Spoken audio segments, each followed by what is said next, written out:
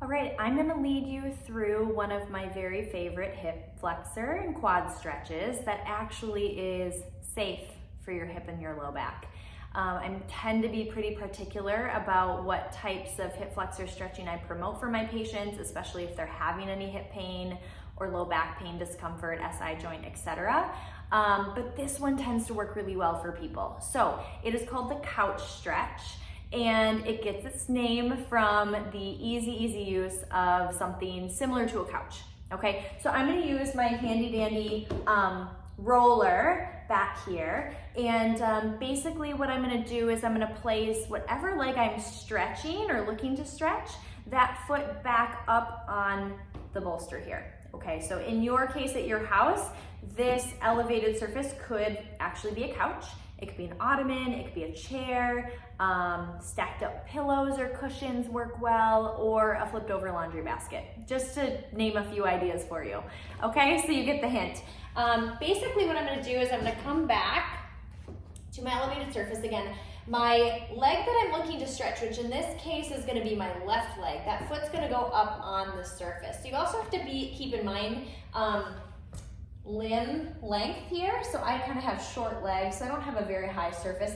My front leg, I kind of brought it forward into this low lunge per se, and then I just carefully walked my body up to the top. Okay, so from here, what I want you to take notice of, this is a familiar stretch for probably many of you in the gym space or other realms that you've seen this before. The mistake I often see people making is that they really search for that hip flexor opener stretch by leaning forward. I'm going to tell you that if you have any hip low back discomfort, specifically if you have a labral tear, that's a big no-no. So what I'm going to encourage instead is more of a neutral hip, neutral pelvis where my body is stacked right on top instead of thrusting forward. So what I'm gonna do here is I'm specifically gonna stack my body on top of my leg, on top of my knee and hip, but then I'm also going to draw my belly in. Notice how I was kind of shifted forward and arched here, and now here I'm drawing my belly in and I'm lengthening my backside like my tailbone, okay? So rather than here, I'm drawing everything in and almost per se tucking my butt or my tailbone underneath myself.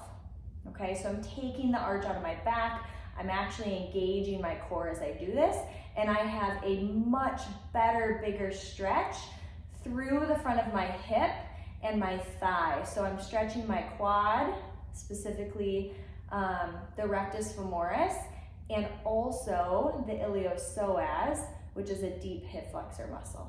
Okay, so here's the couch stretch.